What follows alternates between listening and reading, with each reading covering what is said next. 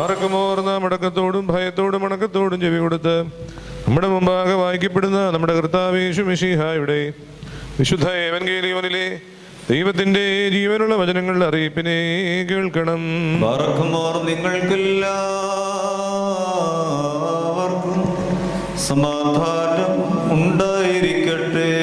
അവിടുത്തെ ആത്മാവിനോടുകൂടെ ദൈവമായ കർത്താവ് ഞങ്ങളെയും യോഗ്യരാക്കി തീർക്കുമാറാകട്ടെ.